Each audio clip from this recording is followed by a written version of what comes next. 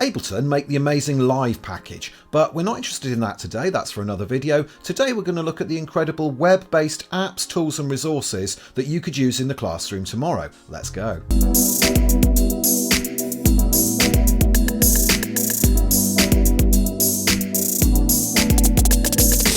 Hey guys, I'm Anthony and this is EdTechMusic, where we look at delivering curriculum music with more engagement and fun. Today we're looking at Ableton. So I'm here on the Ableton website, you can see at ableton.com, that's where you want to go, and that most of the website is dedicated to the Live program and the push and other resources that are available to purchase for it. If I click on More here, one thing you might be interested in is to click on Ableton in Education, and that shows you all of the educational rates and facilities on both Live and Push to use in the classroom. We're not looking at that today, let's go back to the start. We're going to click on More again, but we're interested in these four facilities, so we're going to have a quick drive through of these areas. The first one I want to show you is Loop. Now Loop is a fantastic resource because it's a set of video recordings of various conversations, performances, features, and articles by different people involved with the Ableton world. And these are really great to dip into, so I've used a ton of these in the classroom to help demonstrate different ideas to learners, because they are from people in the industry using sequencing software, making digital music as part of their life, and therefore have huge value to share with learners. There's some really great titles for discussion, such as this one, How Do You Start?, which is a really nice conversation about ways to get inspiration. A nice one here about inspiration and stealing and the difference, and people talking about how they borrow ideas from others. And this one about structure, talking about balance between big picture and details. So there's all sorts of really useful discussions and interviews on here, as well as a range of performances by different people using the digital tools, including Ableton, in their performance. And the second area I'm going to show you briefly is this Making Music. Now, Making Music is an online book that's been written by Ableton. If I click on the side, you can see it opens with 3 big sections, and in each one there's chapters. And if you're looking to upskill yourself as an educator to have more understanding about making digital music and the digital music industry, then this is a really great place to start. And then the 2 practical tools that I want to show you, Learning Music and Learning Synths. Let's start with Learning Music. So here we are inside Learning Music, and from here we start to get a walkthrough with practical examples that we can interact with of all the different ways that we can make music digitally. So here it gives us a general start we can click on.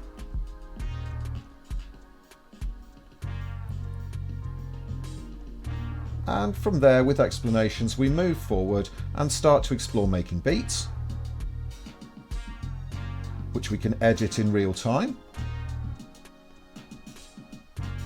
And then gradually over time this expands and you can see into more complicated ideas where we can start to be able to edit the beats per minute and the tempo. We start to learn about different instrumentation. We can play live. And I can enable my keyboard as well. And gradually move through different instrumentation. If I expand the chapters at the side, you can see just how expansive this resource is.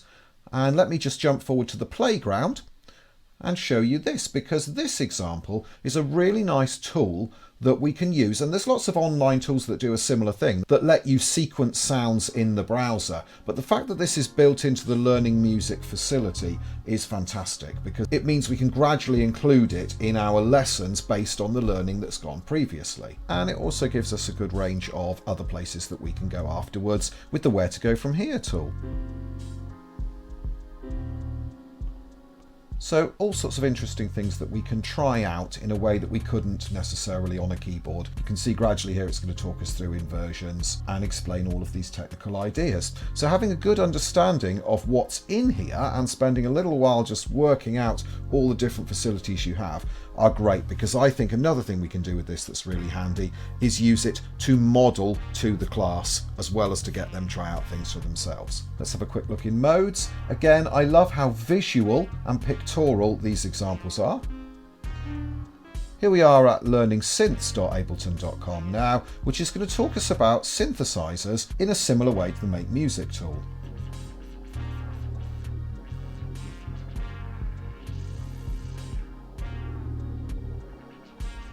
And I just love how visual unpractical these tools are, let's move on to amplitude.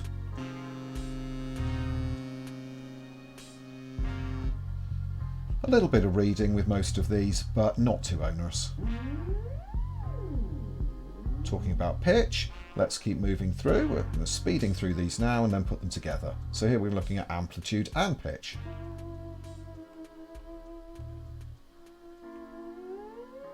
To the point where gradually it starts to introduce us to the idea of physical instruments like keyboards, but gives us virtual versions to use. Okay, so what do we mean by digital minimalism? Yeah, I know, we start a lot of these on the beach, or running, or both. But today it's particularly important because I'm going to talk to you about Cal Newport's book, Digital Minimalism. But to start with, we're going to look at solitude, which is a key message through the book. Well, today that's particularly ironic. I'm up too late, and my place of solitude is no longer a place of solitude today. But let's have a look at the book. Well, Cal explains that he means being aware of the low quality digital distractions such as all of the notifications on your smartphone, social media, random apps that you download and games, and that these low quality digital distractions are very much designed to equate to your time equals their money. And this is something that we're going to pick apart over the next few weeks. He talks about a philosophy of technology use in which you'll focus your online time on a small number of carefully selected and optimized activities that strongly support things you value, and then happily miss out on everything else. So with that in mind, these are the things we're going to consider over the next few weeks, and today we're very much going to focus on solitude deprivation. And this is based on the idea that solitude is a very necessary human trait. It's something we need to have time to, in his words, consider new ideas, to have an understanding of ourselves based on time thinking, and also develop a further closeness to others by being more comfortable with ourselves. And actually he warns that this, for the first time in human history,